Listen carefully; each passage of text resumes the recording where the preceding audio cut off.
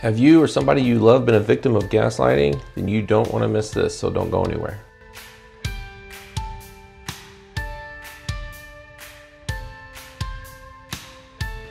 Welcome to Recovery TV. This segment is simply a short introduction to a 4-part series on the 12 types of gaslighting. So if you want to better ensure that you don't miss any upcoming videos on these 12 types or other videos we post, please be sure to subscribe to our channel and don't forget to ring that bell so that you'll be notified when future videos are posted. Additionally, subscribing is a quick, easy, and affordable way to support our channel and the work that we are doing. Gaslighting is a term that has been popularized over the years, especially in the world of politics. In fact, it was Webster's Word of the Year for 2022.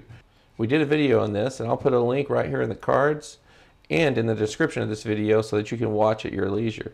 But just for a quick refresher, let's look at how Webster defines this term. The psychological manipulation of a person, usually over an extended period of time, that causes the victim to question the validity of their own thoughts, perception of reality, or memories, and typically leads to confusion, loss of confidence and self-esteem, uncertainty of one's emotional or mental stability, and a dependency on the perpetrator. So as you can see, this is basically crazy making. Skilled gaslighters are exceptional in twisting and contorting reality to make it appear as if you, the sane one, are actually the crazy one.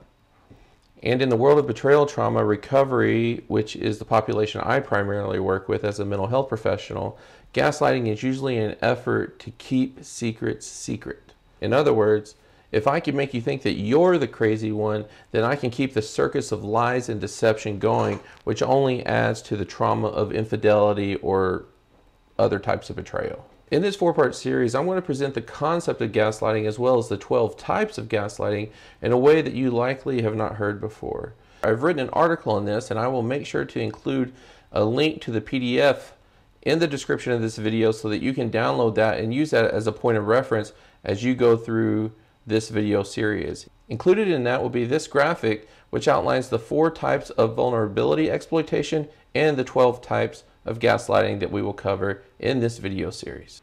As a betrayal trauma therapist, I have had many clients that have participated in the game of gaslighting. The ones that end up in my office more often than not are very remorseful, as at minimum they've realized they've hurt someone they love, and at most it was a contributing factor in losing someone they love. As I experienced more and more couples dealing with this, I really became quite intrigued with the phenomenon. I started thinking, how does it work? And at that, why does it work so well?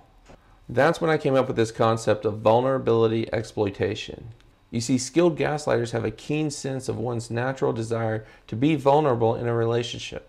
I have said for a long time now that vulnerability is the lifeblood of a healthy relationship. Even if we have a hard time with vulnerability, most people desire to give and receive vulnerability in any committed relationship. Let's take a look at trust, for example. Malcolm Gladwell, in his book Talking to Strangers, has a chapter called The Queen of Cuba, which he also turned into a podcast where he makes the case that we are hardwired to trust people. As always, I'll make sure to put a link to the book and to the podcast episode in the description of the video below. It is definitely worth the listen or the read, in my opinion. But we know that trust is required to be part of any healthy, committed relationship. So it makes sense that our desire is to trust people that we care about. We want that. We look for opportunities to have that. So gaslighters that fall into the trust exploitation category intuitively know this. Thus, they have a unique way of exploiting that trust, which I'll cover in part 1 of the series. But as you can see on the graphic, I've identified 4 categories of vulnerability exploitation and 3 types of gaslighting found within each category.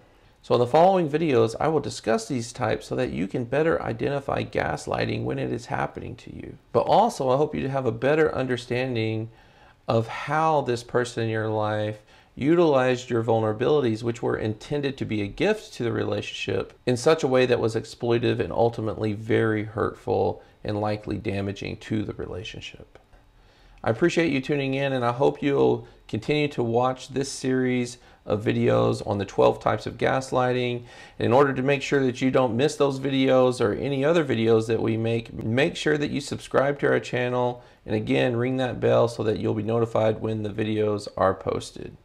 Additionally, don't forget to check out the description of this video, because I tried to put in the links of the things that we talk about in the video, but I'll also try to put in links to other resources.